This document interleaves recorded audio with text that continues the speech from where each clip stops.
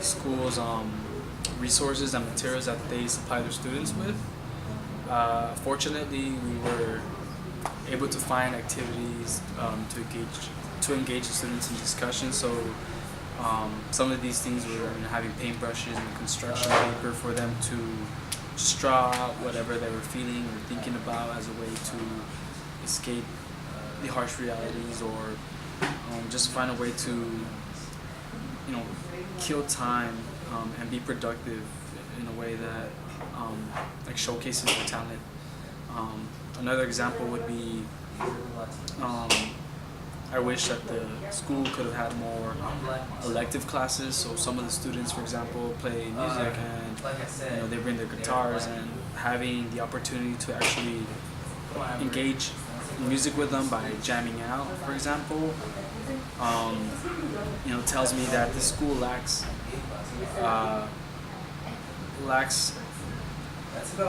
I guess funding for the arts. I think it's really crucial for students' personal growth, because that's where they really find their interests and hobbies, and even that can hint towards a career for their future. Sometimes it's not all about higher education, more specifically academic knowledge, but it's about making a difference in the world through the impact that they have on one another. So I wish I could have provided these students with just a better way of highlighting their talents, and not so much just demeaning them. Just being here in general, like, you start realizing that a lot of these kids don't have conflicts with others sometimes. Most of the time, I feel like they have conflicts with themselves, and a lot of times that's due to like their low self-esteem, or to their isolation, to them not having a lot of friends or a big group of people, kind of like what some of the students says during our penny activities. And I feel like when they come up here with us and talk with us, they see this as a safe place, where they're not judged. So for me, I wish I could have known more about, I guess, the way students view themselves here, instead of just perceiving the school as a school where there's conflict between one another, instead of conflict within one's own self. Buzz, Davis, and Nancy, I'd like to thank you all for making this class possible, and actually giving me the opportunity to have this experience working in a high school once again. I think the biggest thing I want to take away from this is that there's so much things to be learned. I was working in a high school previously, but I knew it wasn't going to be the same, so I had to change my mentality completely from where I was at. But it helped me understand even more the fact that we are not here just to teach. We are here to learn from other people's experience, because we all come from different backgrounds.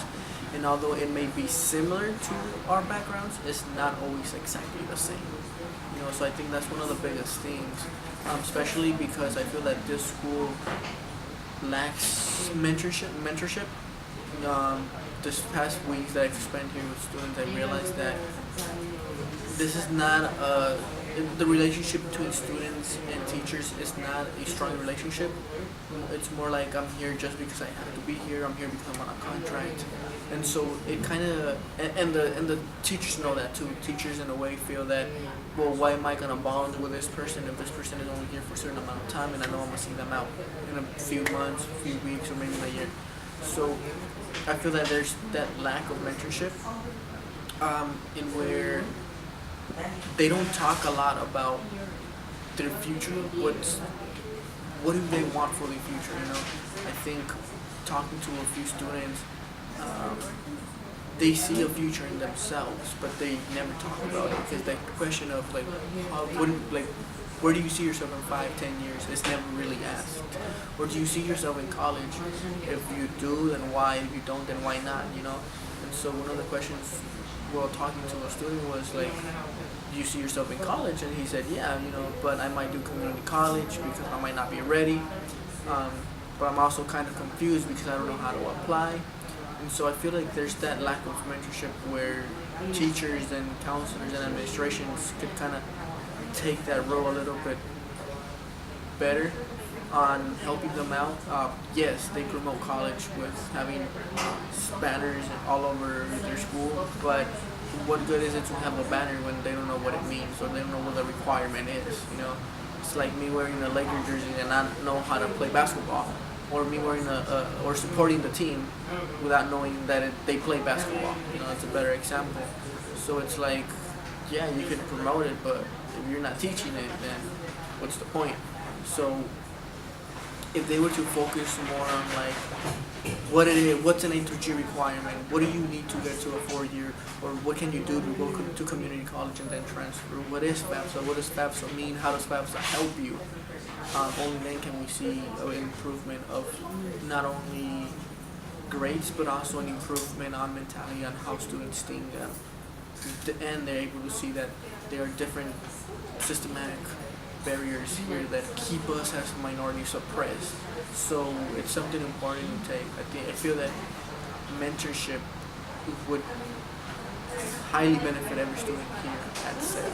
I feel that the biggest battle these students are facing are the battle like within themselves. Like, the fact I feel that I've talked to a few kids and like one of the things they mentioned was like, oh, like we're in a dumb school, we get treated like dumb people. And I think that when you think that, you begin to engrave it in your mind, and you begin to believe that you're dumb, and so you begin to pick up bad habits.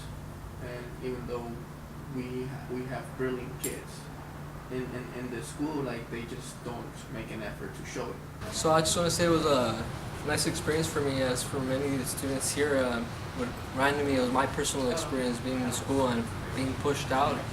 And I think the issue with that is that in the administration, teachers sometimes not necessarily trying to invent the wheel, but they see that something's not working and continue to go at it.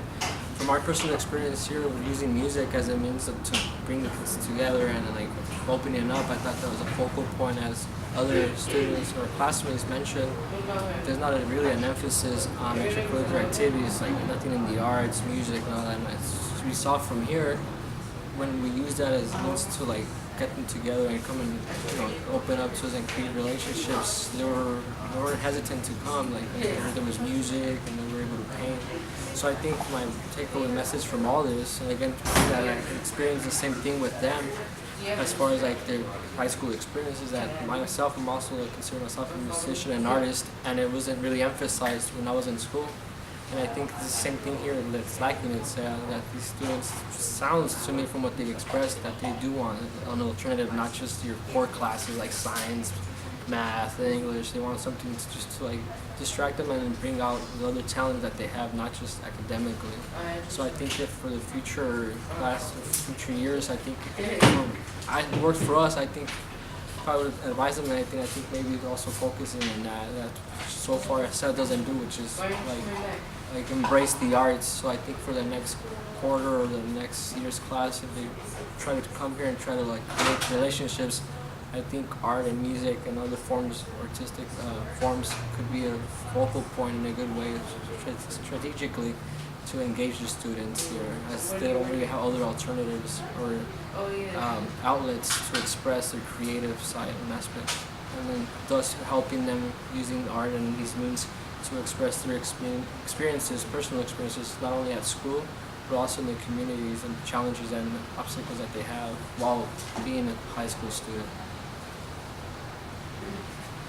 Jorge and I were talking about it, and it was they actually are engaged, but what I always argue is you have to engage them in a way thinking of them and their experience, their background, not just here you have to know this because you have to. Instead, that's why my angle was through music and stuff with the students, because that's what I'm comfortable with, and that's to me that's how I cope with the obstacles I grew up, because my experience was similar to them in many ways, and having I think to many from you guys' point, say they lack of a role model, like just someone to encourage them. It's like, you're not dumb. It's just like this sort of structural things that you have to contest within your daily lives that are making you think not only this way, but have you in the predicament that you are in. So like, for instance, like from you guys, we were talking about, well, like when I come Mondays also, and I thought it's interesting that one of the, some African American girl came up to me and she's finally gonna graduate, and she was like thinking like, oh, I'm not gonna go to good school, and then she was asking, like, she asked, so you go to UCLA too, and then she was like, all mesmerized, like, oh wow, I was like, because I have told her my background, and she's kind of like, oh wow, we're kind of similar backgrounds, like she was like inquiring how is like someone could make it there, like coming from, because we're from the same neighborhood. She's also from Inglewood, so she's like, I was like, oh, it's like, well, you know what, it's like, it wasn't easy, I'll be honest with you, but what helped me is like when I was at community college, a professor of sociology like saw something in me, he's like, pushed me, he's like, and then we made a connection, which if I would have made that connection in high school, like maybe things would have been different. So I think that's what acting is like, just positive role models, which like, it's honestly from my experience and from what the kids were echoing, it's a lot of experience that from elementary, middle school to high school, they don't have like that positive role model. So someone like relates to them or even acknowledges like this kind of the background. They think they want to go get us. You guys were here this whole time? Yeah. And you guys didn't go get us? We just got here just like a couple I of am minutes very ago. disappointed right now. We have been It's her waiting in fault. months. It's her fault. It's me. You were ready for her. She got here late. No, we promise we'll come. We'll have an activity. Okay. But it's nice to see you all. We didn't forget. So yeah, just like from that, actually wrote in my journals too. Like I remember like when I would talk to people, like I remember Sylvia was like, oh, like she went to Harvard. We're like, oh, like it's crazy. She's like, so that kind of like it's encouraging like Jorge to like it's not a possibility. It's like not only like obviously the odds are not in your favor, but it's possible. Mm-hmm. So it's just like just losing like doubt and like just being. I guess the issue here is insecurities. And to me, it's like just thinking critically, like where are those insecurities established? Like why are they established? So I think now, like I think for the future class, for those that are coming back for session C, is like just how we could like reverse that and like maybe not just encourage, but just allow them to think critically and not just put all the blame on themselves, but all the like systemic and structural like inequalities and racist things they have to deal with and contest with in their everyday lives. So that would be like this my takeaway message also for the next quarter. Just wish that the other last year's class would also had just pass down like their knowledge, their notes, their experiences to kind of have like a point of reference to actually see some progress that we're making instead of every class, every quarter like we're back at square one. So some of us are coming back to session C. Obviously, we're talking about like we have something now we could work on as far as like this conversation, and since we're going to continue, and then make it a objective like when we're done with session C, like pass all this down to like the next year's class and those who are going to contribute to Sarah. So first off, I just want to say like the past 8 weeks being here has been really impactful. It just reminds me that, you know what, despite the color of your skin, like, everyone has a story, and people just want their story to be heard and just cared about. So, while I've been here, I think the best thing that I've learned is you should be friends with the students. You're their peer mentor. You're not here to save their lives. You're here to spend time with them. You're just honestly here to learn, and also from them to learn from you. So for me, I'm a very structured person, and one of the things about SEA is there's not really structure because the administration, they have their own thing going on. So what I would recommend if you are that structured person similar to myself is right at the very beginning, make sure the students at SEA know who you are, because you don't want to be starting like in the middle of the quarter. You should early on discuss with your group, already start classroom presentations, and don't even, how you advocate is just like, hey, we're here from UCLA, we just want to build friendships with you, and we have really cool activities, and the cool activities that you could do are from words work, because you have all the materials. And also, if I knew this earlier on, we have painting, we have art supplies, and the thing is, at SEA, they don't have extracurricular activities, so just getting them out of the classroom.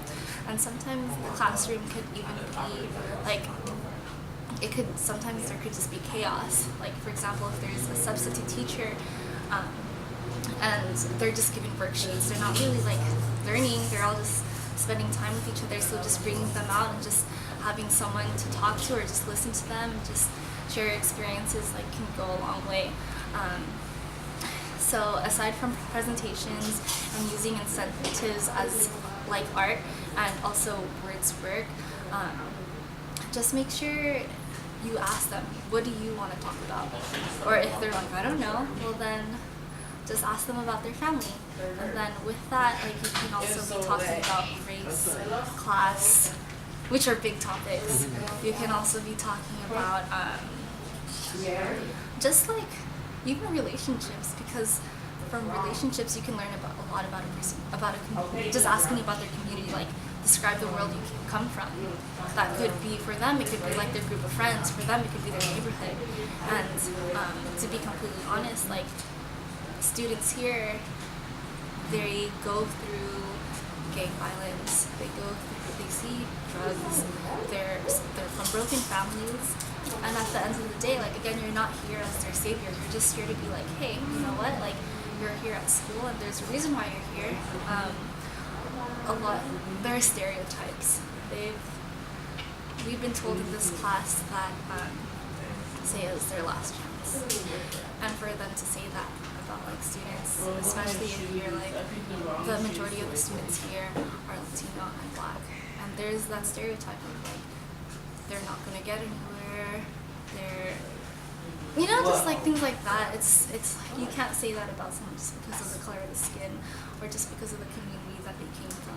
At the end of the day, like it's because of the structures, the policies that have happened in the past, and just like starting that conversation of, so there's a safe space for you to talk about like how you feel and make you critical of like the systematic structures that keep people in poverty or like that prevent them from moving up the social ladder. Just giving them that space really makes a difference. So I know like I was just going a lot into like things you can discuss, but honestly, just writing down, this is what I did, just writing down their name on the back of a piece of paper, and when you see them the next week, you come and be like, hi blah blah blah, hi blah blah. It's like, damn, like I don't remember her name, but she remembers me. And that's just where they're not gonna start trusting you. They're not gonna start opening up about their life with you if you don't build that personal relationship here first. Some people are like, you're just here for a grade, but it's like, no, I'm taking my time out of my day because I know that there's some crappy things that like you have to go through in life, but just like having this be a highlight of your week,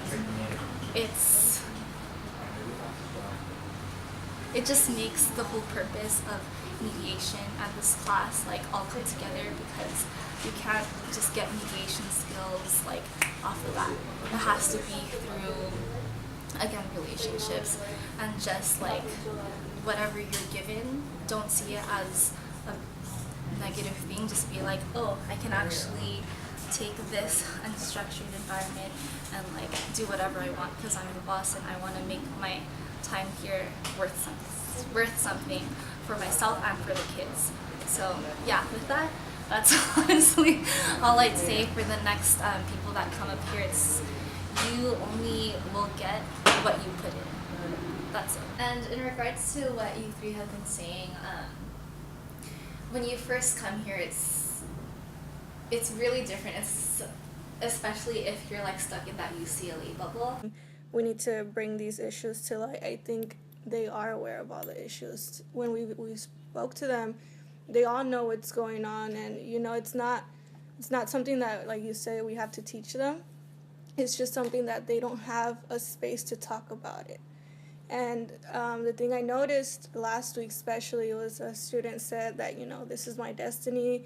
Like, I've always dreamed of being something, doing something, but, life happens and you can't do anything. And I think that's a role here. Like, they're aware of these issues, but I think we need to bring that, like, I don't want to say hope, but make them realize that there is something to do to change it, right? So it doesn't always have to stay the way it is, and I think that's what they really need.